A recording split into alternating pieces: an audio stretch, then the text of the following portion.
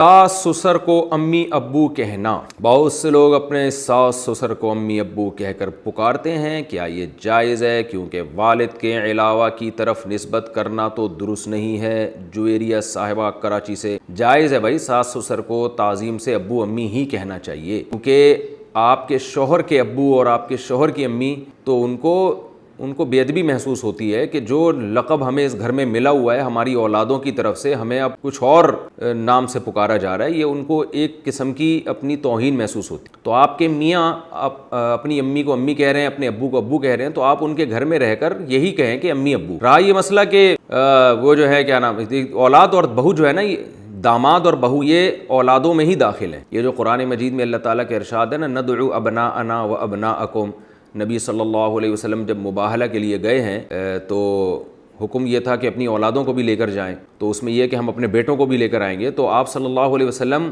حضرت علی رضی اللہ تعالیٰ عنہ کو بھی لے کر گئے ہیں۔ تو علماء نے اس میں یہ لکھا ہے کہ یہ اولاد کے مفہوم میں حضرت علی بھی داخل تھے۔ داماد بھی اولاد ہی کی طرح ہوتا ہے، اسی طرح بہو بھی اولاد کی طرح ہوتی ہے۔ تو داماد کو چاہیے کہ وہ اپنی بیوی کے والدین کو وہی کچھ کہا کرے، وہی لقب دیا کرے جو اس کی بیوی دیتی ہے۔ اگر بیوی اپنے والد کو ابو کہتی ہے تو داماد کو بھی چاہیے کہ وہ اپنے سسر کو ابو کہے۔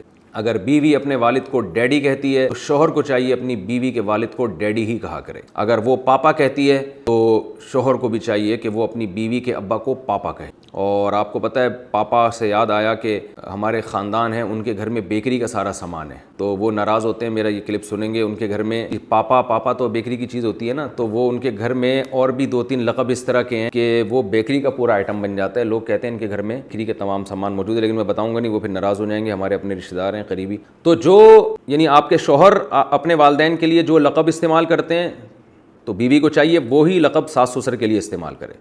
اور اسی طرح معاملہ یہاں بھی ہے کہ بیوی اپنے والدین کو جن الفاظ سے پکارتی ہے تو داماد کو بھی چاہیے کہ اپنے ساس سسر کو انہی الفاظ سے پکارے، اس میں وہ اپنی عزت محسوس کرتے ہیں، اپنائیت محسوس کرتے ہیں۔ رہا یہ مسئلہ کہ بھائی ابا کے علاوہ کسی اور کی طرف نسبت جائز نہیں ہے، تو اس کا مطلب یہ ہے کہ غیر ابا کو اپنا ابا بنا کے نہیں پیش کرنا چاہیے۔ یعنی کوئی آپ سے پوچھے کہ آپ کے والد صاحب کون ہیں، تو آپ نے پتہ چلا سسر کو بول دیا یہ میرے والد صاحب ہیں، تو یہ غلط ہو جائے گا۔ اس کے جو آپ کے سچی مچی کے والد ہیں ان کو تکلیف ہوگی، لے بھائی اب تو اتنا فری ہو گیا، سسرال کا ایسا غلام بن گیا کہ اپنے اوریجنل ابا کو ہی تو نے فہرست سے نکال دیا ہے۔ تو یہ مطلب ہے کہ جب کوئی آپ سے پوچھے کہ آپ کی والدہ کون ہے، تو پھر آپ نے اپنی سچی مچی کی والدہ کا نام بتانا ہے، مدر ان لا کا نام نہیں بتانا۔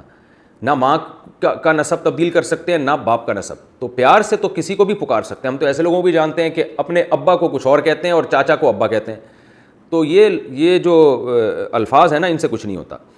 غیر والد کی طرف نسبت کہ کنفیوژن پیدا ہو جائے کہ یہ اس کے حقیقی ہیں یا نہیں ہے، تو یہ کنفیوژن آپ کو بہرحال دور کرنی پڑے گی۔ جب کوئی پوچھے کہ تمہارے حقیقی فادر کون ہے تو وہ آپ کو بتانا پڑے گا۔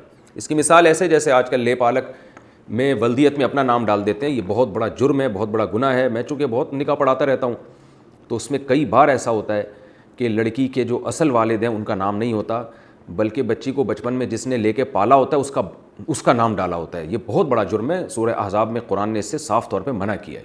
آپ صلی اللہ علیہ وسلم کو زید ابن حارثہ سے کس قدر محبت تھی، لے پالک تھے، آپ کے انتہائی چہیتے تھے، مگر قرآن نے آپ صلی اللہ علیہ وسلم کو منع کیا کہ ان کو زید ابن محمد کہنے کی اجازت نہیں ہے، بلکہ یہ زید ابن حارثہ ہی کہلائیں گے۔ ولدیت میں آپ صلی اللہ علیہ وسلم اپنا نام نہیں ڈال سکتے، تو ہمیں کیسے اجازت دے دی گئی ہے کہ ہم سوتیلے بچے کے نام کے ساتھ سوتیلے باپ کا نام ڈال دیں آئی ڈی کارڈ میں اور بے فارم وغیرہ میں؟